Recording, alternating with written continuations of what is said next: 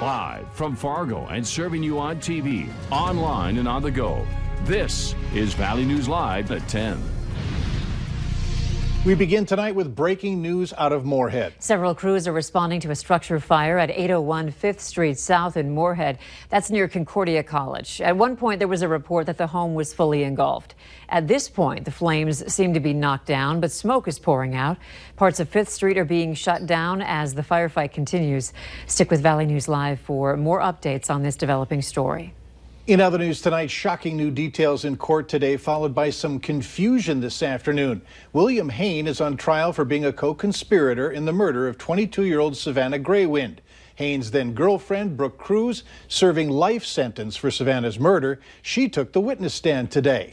Cruz says on August 19th, she went downstairs and asked Savannah to help her with a sewing project. When Savannah came up, an argument started and Cruz pushed Savannah, making her hit her head on the bathroom sink and fall to the ground.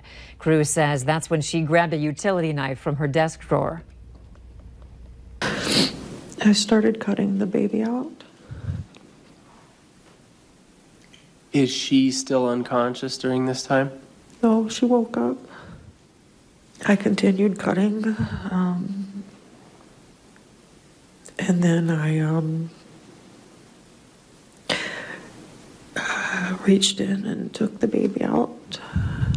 Cruz says Hain got home from work soon after she pulled the baby out. She says he walked into the bathroom and found a bloody mess. And he was like, what the f***? Is she alive? And I said, I don't know. Please help me. Came back in his underwear with a rope.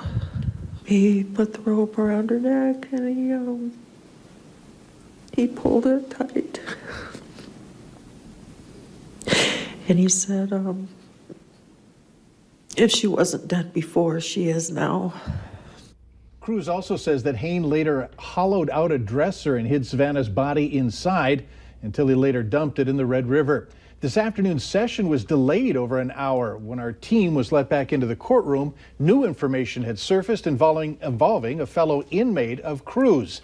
The inmate says that Cruz told her that she strangled and killed Savannah herself because she found out that Savannah and Hain were having an affair, and that Savannah's baby might be his. Now, Cruz adamantly denied these claims, saying she has never talked about this case with anyone.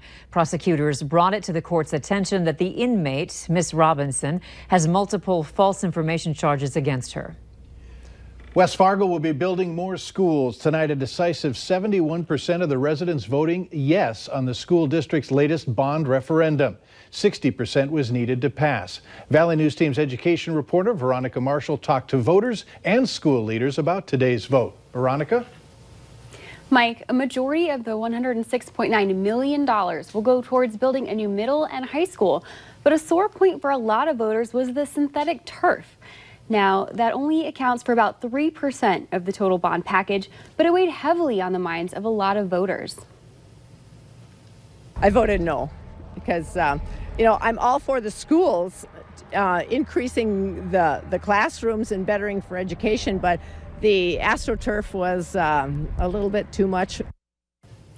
Voters in Harwood told me they didn't want to pay for the synthetic fields, saying they were unnecessary. But with the referendum passing, the new turf will be installed, which school leaders and other voters say is a good thing. You probably could get up to 2 classes per hour, 6, 7, 8 hours a day.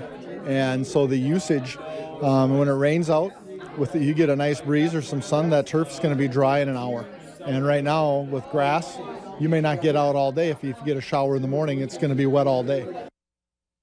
I saw the cost benefit of long-term of the use it'll get versus the maintenance of a natural grass field, and I get all the added costs and I get where people that are opposed to it, I understand where they're coming from, but for me, for the long-term view, I think it just makes sense. So what does this mean for taxpayers? For someone owning a $100,000 home, the increase will be $15.81. Mike? Thanks, Veronica. The referendum will also add more classrooms at Harwood and Horace elementary schools and security updates across the district. For a breakdown of these costs, head to our website at valleynewslive.com. Officials say the fire that sent a garage and truck up in flames around noon today is considered accidental. They're saying it started due to welding operations that were being done. The garage is considered a total loss. Officials also say the quick action by responders prevented the fire from extending to a building 10 feet away. A viewer sent us videos and photos of the fire in the alley at 615 9th Avenue South. There were 5 to 6 sections to the garage, which the battalion chief said made it more difficult to battle the flames. But crews did extinguish them within 15 minutes. No injuries were reported. There's more information tonight on the arrest of a man suspected of gunning down another man outside of Fargo McDonald's. Officers arrested 44-year-old Miguel Cooley Sr. of Moorhead yesterday, just west of Rochester, Minnesota. Authorities believe Cooley shot and killed 20-year-old Gabriel Perez early Sunday morning. Later that night, Perez's uncle told police he found a note in Perez's room with Cooley's wife's number on it. The uncle says he called her and that she said she felt guilty and responsible for Perez's death. Investigators say Cooley Sr. may have become jealous over a relationship between his wife and Perez. A little cooler outside now, but still fairly quiet in some areas. Hutch, will it stay that way overnight? Yeah, for the most part, will be dry, but we still have a few remnant showers moving through northeast North Dakota and some trying to push into northwest Minnesota, the heaviest of which are in Nelson County and Grand Forks County at this hour. These are all drifting to the south and east at about 25 miles per hour. So Grand Forks, you can expect a shower, as can much of Griggs County. Then after the showers exit, clear skies will allow some frosty conditions. The best chance of frost is going to be the Devil's Lake Basin, but I think it could be a little more expansive than that, as you'll see temperatures in the 30s along the Highway 2 corridor into Minnesota. So there'll be patchy frost around the valley.